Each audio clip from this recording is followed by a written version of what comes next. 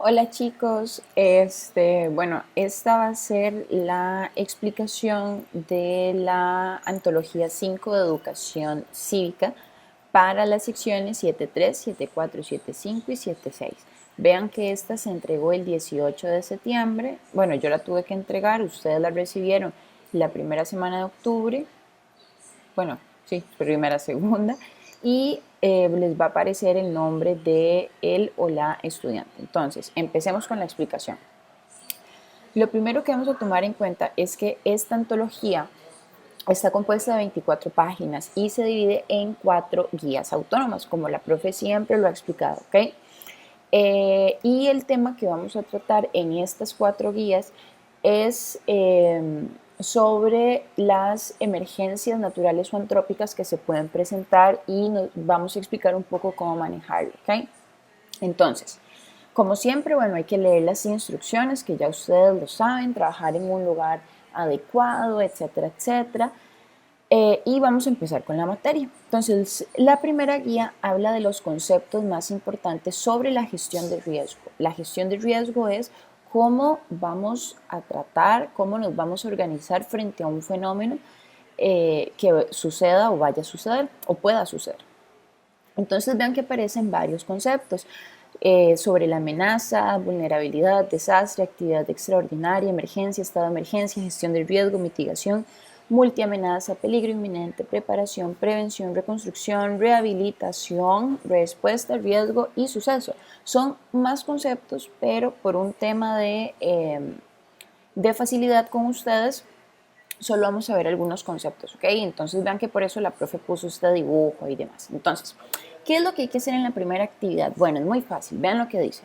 Complete el siguiente cuadro sobre los determinados conceptos para entender, ojo, la gestión de riesgo en el país. Entonces, vean que en una columna dice concepto y en la otra dice definición. Entonces, por ejemplo, donde dice conceptos hay algunos cuadritos que vienen vacío, pero a la par viene la explicación o la definición de ese concepto. Entonces, ¿qué es lo que yo tengo que hacer en este caso? Bueno, yo tengo que buscar de todos los conceptos que hay acá, tengo que ver cuál es este primero, cuál es el que se define como una forma específica de manifestación de una amenaza.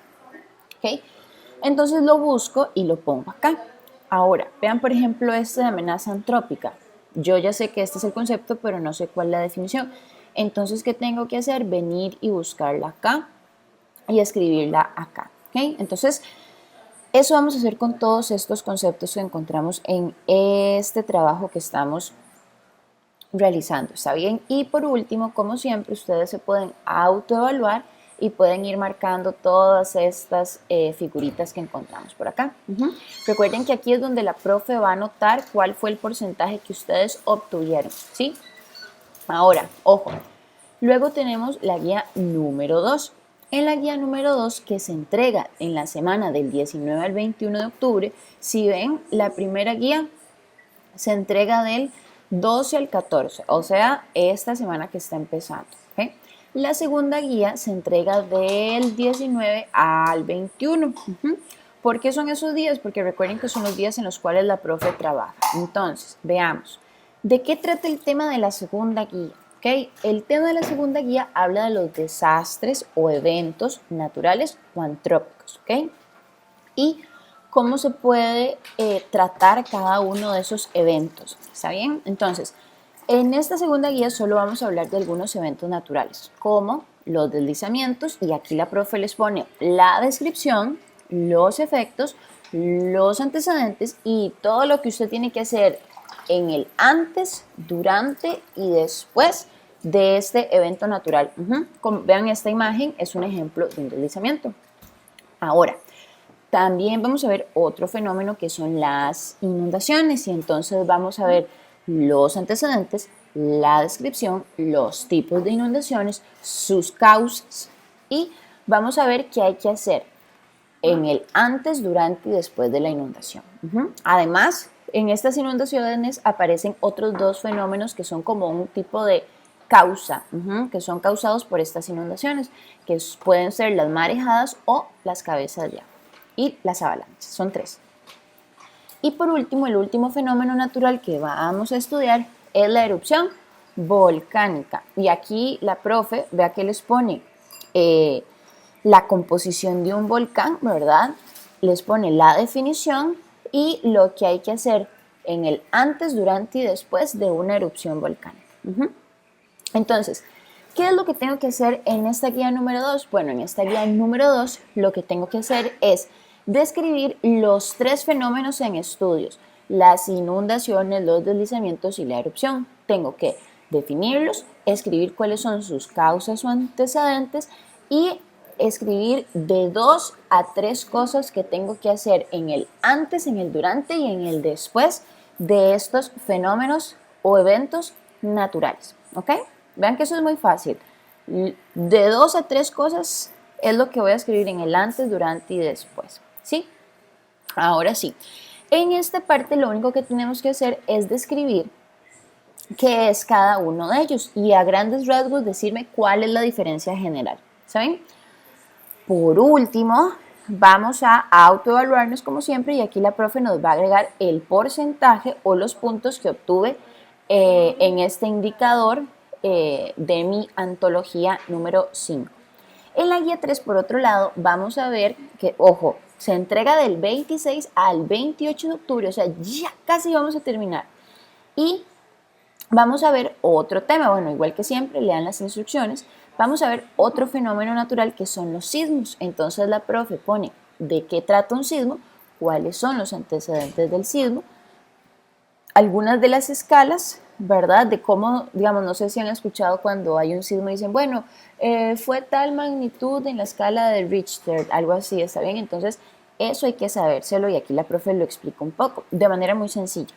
Luego encontramos cuáles son los efectos o consecuencias de los sismos. Y por aquí la profe les pone qué es lo que debo de hacer durante un sismo en el antes, en el durante y en el después. ¿Saben? ¿Qué tengo que hacer antes del sismo, cuando ya estoy en el sismo y después de un sismo? ¿Saben? Entonces, bueno, para que lo chequen y lo lean. También tenemos los incendios forestales. Por ahí explico un poco qué es un incendio forestal, por qué puede ser causado. Y entonces vienen las medidas que yo tengo que tomar cuando hay un incendio. ¿Cuáles son las medidas que tomo antes de que se dé el incendio, durante el incendio y después del incendio? Entonces, ¿qué tengo que hacer en mi tercera guía? Bueno, lo que tengo que hacer en mi tercera guía es ver esta imagen, ¿verdad?, de las placas tectónicas. Estas placas tectónicas son las que van a provocar los sismos. Entonces, yo para entender cómo surge un sismo, ¿verdad?, tengo que primero ver esta imagen que está por aquí. Los sismos van a surgir gracias a las placas tectónicas, pero todo depende del choque que se vaya a dar. Entonces, esta parte de aquí, de cómo chocan las placas tectónicas, es muy importante para explicar en este cuadro que está a la par. ¿Okay? Entonces, tomen eso en consideración porque esto es muy importante, que ustedes me expliquen cómo se producen los sismos. Y por último, en esta tercera guía, lo que vamos a hacer es, igual que en la guía anterior, describir qué es un sismo, qué es un incendio forestal, qué lo causa o cuáles son sus antecedentes y las prácticas que tenemos que tomar en el antes, en el durante y en el después del sismo. ¿Okay?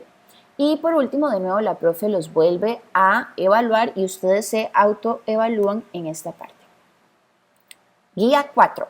Última guía y terminamos con cívica y todos vamos a ser muy felices, ¿sí? Ok, esta guía se entrega del 2 al 4 de noviembre, o sea, en esa semana, si usted no entrega esto, ya no hay nada que hacer por usted, ¿ok?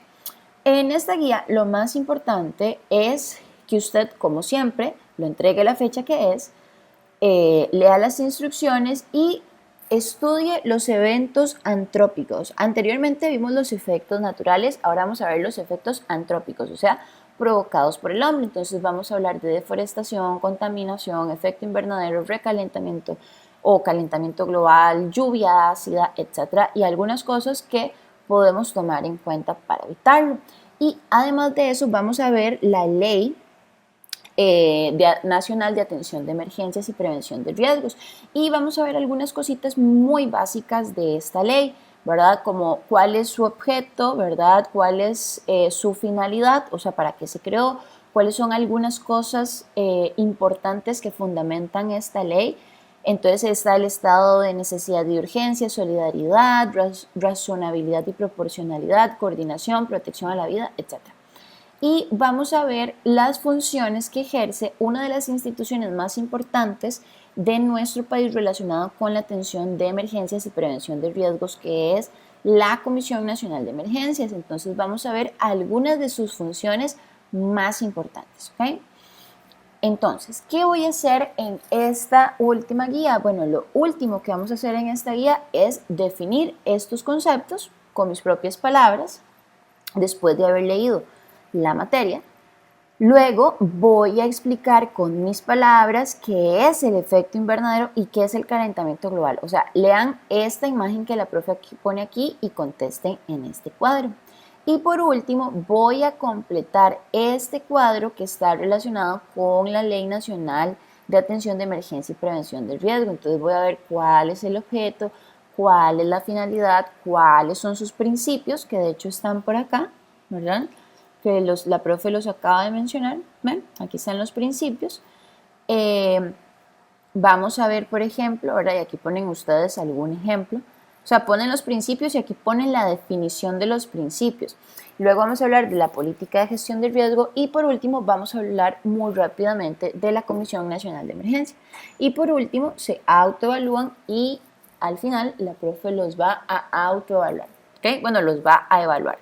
Entonces, básicamente esa es toda la guía. Empieza esta semana en específico y hay que entregarla a más tardar la primera semana de noviembre. Así que esto es lo último que hay que hacer para tener un 100 en cívica. Entonces, mucha suerte y si hay alguna duda, me escriben. ¡Chao!